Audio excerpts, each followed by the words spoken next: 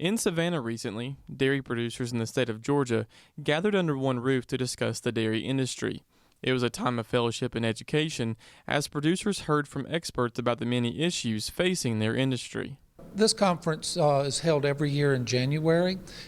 Our organization is funded by 1 cent checkoff from the dairy farmers' milk check, so it's a producer-funded organization.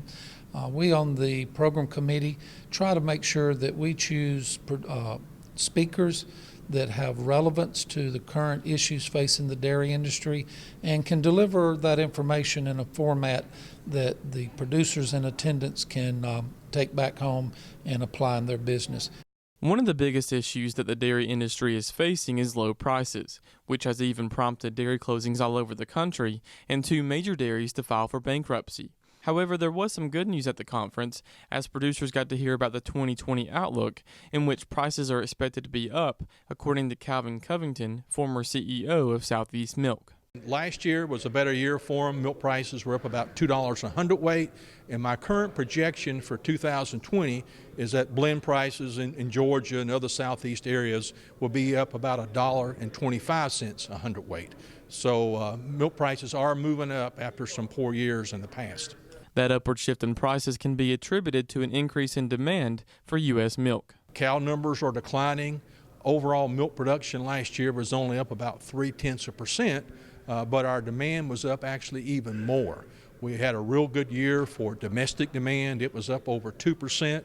Our exports were down last year, but when you put both of them together, our demand was up over 0.5%. So again, it exceeded what our production was up. Those in attendance also got to hear about anti-animal agricultural activists, which is a growing threat to producers as groups try to ruin the reputation of not only dairies, but anyone with livestock in the U.S.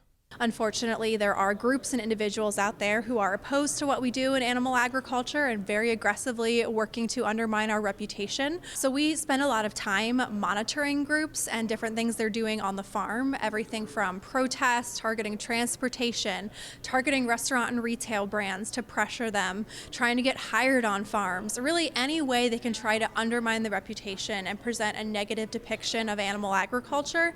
That's what these groups are doing. Weeman urged producers to make sure they have certain security measures in place to help make sure their farms are protected.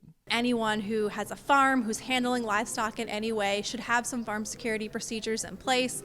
Things like gates, motion sensor lighting, locking doors, managing employees, employee training, preparing for a protest, proactively talking to law enforcement about how to handle these type of things. I know it takes time, but that time will be very well spent if you do ever face an issue. Reporting in Savannah for the Farm Monitor, I'm John Holcomb.